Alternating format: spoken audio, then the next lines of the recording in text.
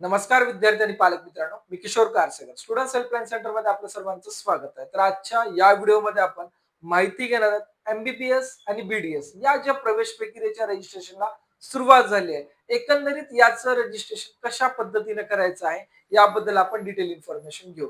पाहिला असता लास्ट व्हिडिओमध्ये आपण एमसीसी काउन्सिलिंगची इन डिटेल इन्फॉर्मेशन घेतली होती. रजिस्ट्रेशन कशा पद्धतीने करायचं आहे. सेम ॲज स्टेट काउन्सिलिंग मध्ये सुद्धा रजिस्ट्रेशन कशा पद्धतीने करायचं आहे हे आपण पाहणार आहेत. आणि मेन रजिस्ट्रेशन करताना काय चुका करायच्या नाहीत हे सुद्धा तुम्हाला मी या व्हिडिओच्या माध्यमातून सांगून देणार आहे. महत्वाचं आहे की आपल्याला रजिस्ट्रेशनसाठी महासीईटी सेल या वेबसाईट वरती यायचं आहे. वेबसाईट वरती आल्यानंतर आपल्याला जे ऍडमिशन पोर्टल आहे एवाय या ठिकाणी यायचं आहे. आल्यानंतर बऱ्यापैकी आपल्याला स्क्रोल लास्ट पर्यंत करायचं आहे आणि या ठिकाणी आपल्याला नीट यूजी या विंडोवरती यायचं आहे. या विंडोवरती आल्यानंतर जर यदा कदाचित आपण एमएसटी सीईटीचा फॉर्म भरला असेल कुठलाही, तर आपली ऑलरेडी या ठिकाणी प्रोफाईल क्रिएट झालेली असणार आहे. इन केस आपण सीईटी वरचा आतापर्यंत कुठलाच फॉर्म भरला नसेल तर आपल्याला या ठिकाणी नव्याने आपली प्रोफाईल जनरेट करावी लागणार आहे. महत्वाची आहे गोष्ट, सध्या फक्त आणि फक्त एमबीबीएस आणि बीडीएस ह्या प्रवेश प्रक्रियेची रजिस्ट्रेशन सुरुवात आहे. बीएमएस, बीएचएमएस, फिजिओथेरपी किंवा बीएससी नर्सिंग या कोर्सेसचे अद्याप रजिस्ट्रेशनला सुरुवात झाली नाही. ठीक आहे, त्यामुळे या ठिकाणी जे काही विद्यार्थी बीएमएस चे विचार करत होते की आम्हालाही आत्ताच रजिस्ट्रेशन करायचं आहे का, तर सांगून इच्छितो की आपल्याला आता रजिस्ट्रेशन करायची काही आवश्यकता नाही. ठीक आहे, आपल्याला ज्यावेळेस पुढील डेट येतील त्यावेळेस आपण रजिस्ट्रेशन करू शकतो. तर मेनली या ठिकाणी या पद्धतीनं आपल्याला पाहू शकतात की प्रोफाईल बनवताना आपला मेल आयडी पासवर्ड आपल्या जसे त्या स्क्रीन मध्ये दिसत आहे.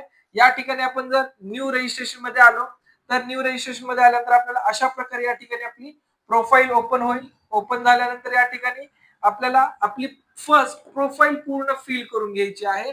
ऍज पर युअर जे काही डेटा आहे या डेटा अनुसार आपल्याला हे पूर्ण प्रोफाईल भरायचे आहे. यामध्ये आपण पाहू शकतात तुमचं नाव भरायचं आहे. नाव भरण्यापेक्षा महत्वाचं आहे फर्स्ट स्टेपला तुमचं जे नाव भरलंय हे तुमचं इथे येणार आहे. त्यानंतर तुमचा डेट ऑफ बर्थ, हे सगळा डेटा जो आहे हा आधार कार्डवरचा ऑटोफिच होणार आहे.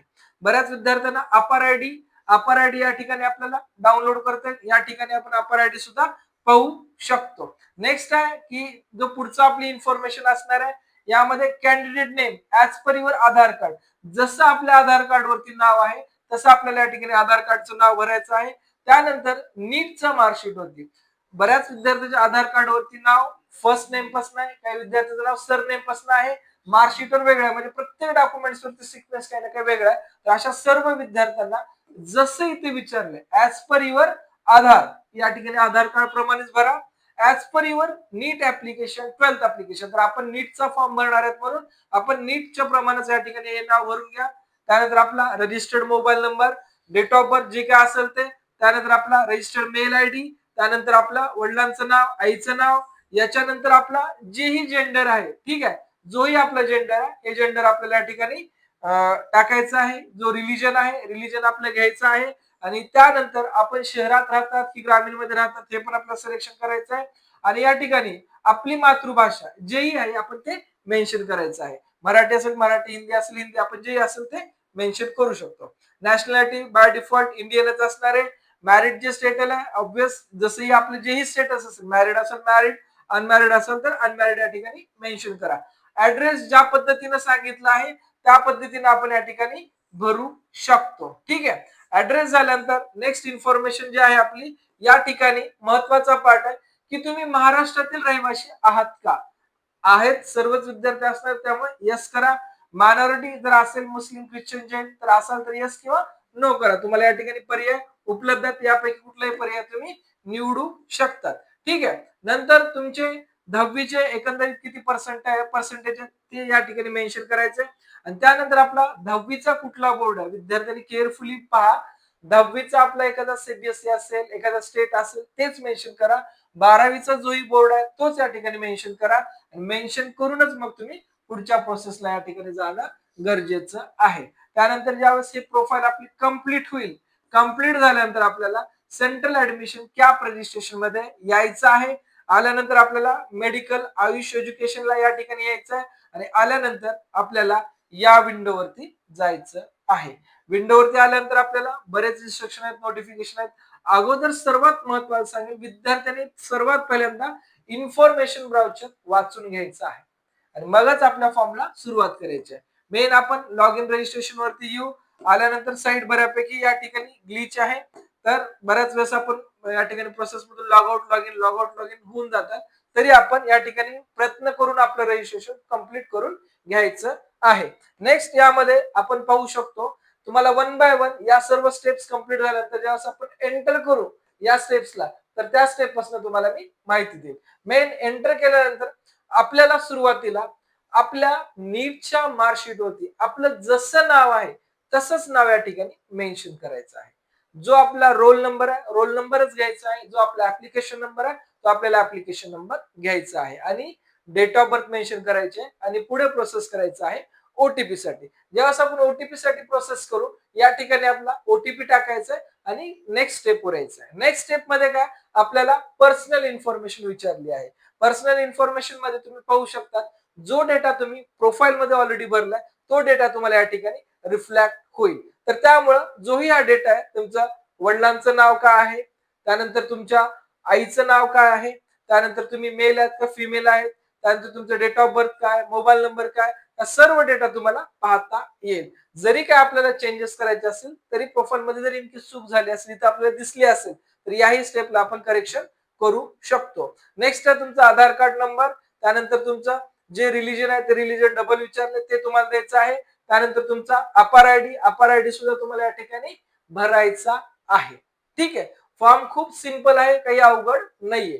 ठीक आहे. नेक्स्ट, तुम्ही उमेदवाराला येणाऱ्यासाठी अर्ज करायचा आहे का, म्हणजे उमेदवाराला येणाऱ्यासाठी अर्ज करायचा आहे का. लक्षात घ्या, ज्याही विद्यार्थ्यांना मॅनेजमेंट कोट्यातून ऍडमिशन घ्यायचंय अथवा लो स्कोर आहे पण आपल्याला एमबीबीएस ची आपण चांगली जी मोठी फीस आहे ते भरू शकतो, तर आपण येणार आहे यस केलं तरी हरकत नाही. कोणासाठी, ओनली फॉर मॅनेजमेंट. आणि येणार आहे कुणी यस करावं, ज्या विद्यार्थ्यांना ज्या कॉलेजची 10 लाख रुपये फीस आहे, हे फीस जर आपल्याला 35 ते 40 लाख रुपये देणं पॉसिबल होत असेल तरच आपण या ठिकाणी यस करायचं, अनदरवाईज आपण नो करून रेग्युलर ऑप्शन हे करायचं. सेम ओसीआय साठी सुद्धा आपल्याला नो करायचं आहे. त्यानंतर आपल्याला या ठिकाणी आपली नॅशनॅलिटी विचारली. नॅशनॅलिटी सर्वांची इंडियनच आहे, जे कोणी बाहेरचे त्यांच्या त्यानुसार भरू शकतात.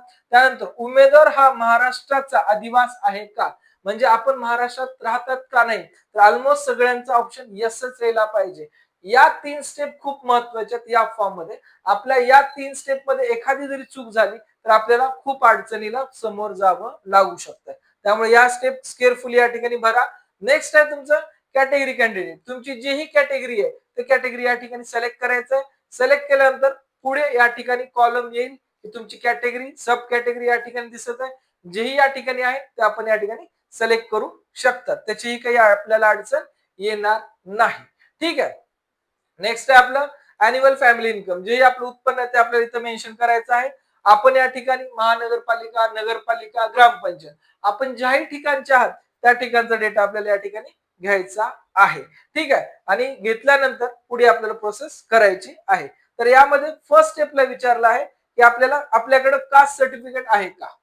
ठीक आहे, तुमच्याकडे कास्ट सर्टिफिकेट आहे का, ज्यावेळेस आपण अवेलेबल करू, अवेलेबल किंवा नॉट अवेलेबल, अवेलेबल करू तर या ठिकाणी खाली तुम्हाला सेक्शन येईल तुमचा caste certificate number. Caste certificate number म्हणजे तुमच्या सर्टिफिकेटवर जो आउटवर्ड नंबर आहे तो या ठिकाणी भरायचा आहे. दुसरी गोष्ट, कास्ट सर्टिफिकेट कुठल्या जिल्ह्यातनं काढलाय ते आपल्याला या ठिकाणी माहिती द्यायची आहे. ठीक आहे. सेम तुमची कास्ट व्हॅलिडिटी, त्याचा जे ईडी नंबर आहे तो ईडी नंबर या ठिकाणी द्यायचा आहे. कास्ट व्हॅलिडिटी इश्यू डिस्ट्रिक्ट कुठली आहे ते भरायचं आहे. त्यानंतर कास्ट व्हॅलिडिटी कधी काढली त्याची डेट भरायची आहे. ईडी नंबरच्या खाली व्हीसी नंबर आहे, व्हीसी नंबरच्या खाली आपली डेट आहे, हे आपल्याला या पद्धतीने भरायचं आहे. नेक्स्ट आहे आपलं नॉन क्रिमिनल. नॉन क्रिमिनलच्या स्टेटस मध्ये आपल्याकडे असेल तर अवेलेबल, नसेल तर आपण नॉट अवेलेबल बट म्हणजे रिसिप्ट पण देऊ शकतो, काय अडचण नाहीये. ठीक आहे. तर यामध्ये आपल्याला जे काही नेक्स्ट स्टेप आहे त्यामध्ये एनसीएल सर्टिफिकेट आपण पाहू शकता त्या ठिकाणी असेल तर त्याचा पूर्ण क्रमांक द्यायचा आहे, कुठल्या जिल्ह्यातून मिळवलं ते द्यायचं आहे आणि नॉन क्रिमिनल कधी काढलं त्या डेट्स आपल्याला या ठिकाणी द्यायच्या आहेत. आणि जे खालचे स्टेटस आहेत, आपण जर हँडिकॅप असेल तर ऑटोमॅटिक तुमचं नोच येणार आहे, बट त्याच्या पुढे ऑर्फनसाठी तुम्हाला विचारलं जात आहे, असाल तर यस करा, नसाल तर नो करू शकतात. नेक्स्ट आहे तुम्ही कुठला लिंग्विस्टिक मायनॉरिटीचा क्लेम करणार आहेत का. जर या ठिकाणी ख्रिश्चन, जैन, हिंद अशी काही मायनॉरिटी असेल आपली किंवा मुस्लिम मायनॉरिटी तर आपण करू शकतात. मायनॉरिटीचं सर्टिफिकेट आपल्याला डिफरंटली द्यावं लागेल. नसेल तर पुढील प्रोसेस करायला काही हरकत नाही. नेक्स्ट तुमच्या हँडिकॅप ह्याच्या बद्दल जर ज्या विद्यार्थ्याला जे क्लेम करायचं त्या आपण येस करून सुद्धा क्लेम करू शकतो. ठीक आहे. नेक्स्ट आहे तुमचं 10वीचे डिटेल्स. यामध्ये आपल्याला पासिंग इयर कधीच आहे ते आपल्याला मेन्शन करायचं आहे. ज्या वर्षी आपण पास आउट झाला तेच इयर या ठिकाणी मेन्शन करा. त्यानंतर आपली एखादी भाषा, वैकल्पिक भाषा म्हणजे उर्दू वगैरे अशी काही भाषा असेल तर आपल्याला घ्यायचं आहे. ऑलमोस्ट या ठिकाणी 99% स्टुडंटचं या ठिकाणी ननच ऑप्शन येणार आहे. ठीक आहे. त्यानंतर विद्यार्थी पास आउट कुठल्या राज्यातून झालाय हे आपल्याला या ठिकाणी द्यायचं आहे. कारण उत्तीर्ण राज्य जे आहे ते आपल्याला मेन्शन करा आणि त्यानुसार पुढील प्रोसेस करा. ठीक आहे. नेक्स्ट आपली 10वी उत्तीर्ण जिल्हा कुठला आहे, तालुका कुठला आहे हे सुद्धा आपल्याला भरायचं आहे. आणि सर्वात महत्वाचा पार्ट जे विद्यार्थी चुका करतात की आपला बोर्ड कुठला आहे. लक्षात घ्या, आपला जो सीबीएसई असेल तर सीबीएसई घ्या, स्टेट असेल तर आपलं स्टेट बोर्ड घ्या. ठीक आहे. नेक्स्ट आहे आपलं एचएससी. एचएससी मध्ये जे काही आपल्या मार्कशीट वरती नाव आहे त्याच मार्कशीट अनुसारच्या नावानुसार आपल्याला नाव भरायचं आहे. पुढे प्रोसेस करायचे. स्टेटस पासच असणार ऑब्वियस. कुठल्या इयरला पास आउट झाला ते मेन्शन करायचं आहे. रोल नंबर काय ते मेन्शन करायचं आहे. आणि कुठल्या राज्यातून पास आउट झाला ते सुद्धा आपल्याला मेन्शन करायचं आहे. या व्यतिरिक्त आपले फिजिक्स, केमिस्ट्री, बायोलॉजी, इंग्लिश यामध्ये एकंदरीत किती मार्क आहेत हे सुद्धा आपल्याला व्यवस्थित या ठिकाणी भरायचे आहेत. त्यामुळे हा डेटा सुद्धा आपल्याला एकदम व्यवस्थित भरणं गरजेचं आहे. नेक्स्ट यामध्ये D1, D2, D3 हे कोणासाठी आहे, ज्या विद्यार्थ्याचे पालक हे भारतीय सैन्य दलात आहेत त्यांच्यासाठीच D1, D2, D3 आहे. जर आपले या ठिकाणी नसतील तर आपल्याला याचं काही ऑप्शन क्लिक करायची गरज नाही. जे विद्यार्थी महाराष्ट्र कर्नाटक बॉर्डर एरिया त्याच विद्यार्थ्यांना ऑप्शन क्लिक करायचं आहे. जे विद्यार्थी हिले एरियामध्ये त्याच विद्यार्थ्याला ऑप्शन क्लिक करायचंय. जर आपल्या याच्यापैकी काही नसेल तर डायरेक्टली आपल्याला नन करायचंय. आणि आपण ज्या ऑप्शनला या ठिकाणी टिक मार्क करू तो ऑप्शनचं आपल्या सर्टिफिकेट सुद्धा अपलोड करायचं आहे. त्यामुळे काळजीपूर्वक पाहूनच आपल्याला या गोष्टी करायच्या आहेत. नेक्स्ट आपण ग्रुप ए साठी जे काही एमबीबीएस बीडीएस ला जाणार त्याला आपण क्लिक करा. क्लिक करून 7 नेक्स्ट प्रोसेस करा. आणि तुम्हाला या ठिकाणी 3 ऑप्शन आहेत. ओनली स्टेट कोटा जायचं आहे, बोथ कोटा जायचं आहे, इन्स्टिट्यूट लेवल कोटा जायचं आहे. जे तिन्ही ऑप्शन्स आहेत या तिन्हीपैकी आपण आपल्याला जे पर्याय निवडायचं आहे. लक्षात घ्या, आपल्याला बाय मेरिट पाहत असाल तर ओनली स्टेट कोटा करा. जर आपल्याला मेरिट ऍज वेल ऍज मॅनेजमेंट कोट्यात या ठिकाणी जायचं असेल तर आपण 5000 करा किंवा या ठिकाणी 6000 जरी केला तरी आपण दोन्ही कोट्यासाठी या ठिकाणी विचार केले जाणार आहे. ठीक आहे. तर या फॉर्म मध्ये कशा पद्धतीने फॉर्म भरायचा याबद्दल इन डिटेल इन्फॉर्मेशन दिली आहे. काही डाऊट्स असतील